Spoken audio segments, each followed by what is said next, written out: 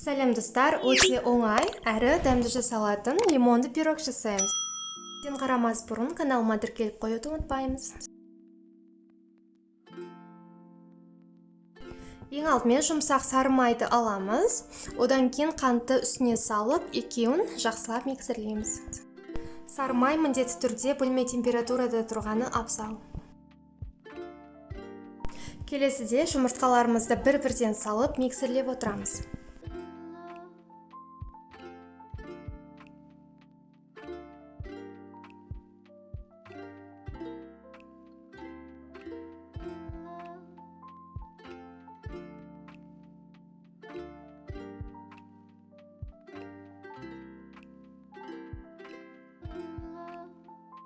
Жұмыртқаларымызды араластырып болдық. Енді бір лимонның қабығын үгіткіштен өткізіп салуымыз қажет.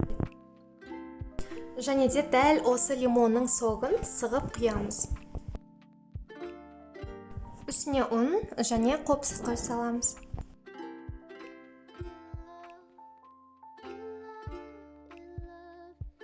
Массамызды жақсылап араластыру үшін миксер қолданамыз. Қамырымыз толықтай дайын болды. Дайындап қойған формамызға құямыз. Формамыздың шеттерін сары маймен майлап шығуды ұмытпаймыз.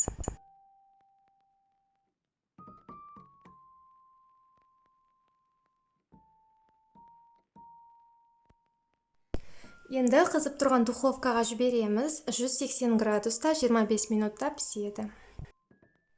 Енді помадка жасаймыз. Ол үшін 80 грамм қант ұнтағы және лимонның соғы қажет.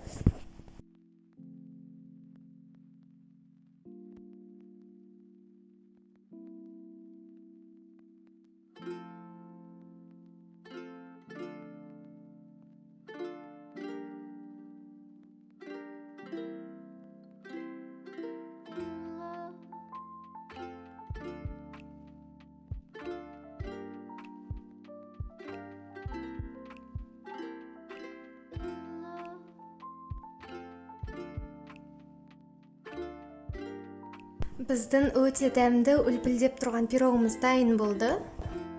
Егер видео ұнаса, міндетті түрде лайк басып, келесі видеоны өткізіп алмау үшін міндетті түрде каналыма тіркелуді ұмытпаңыз.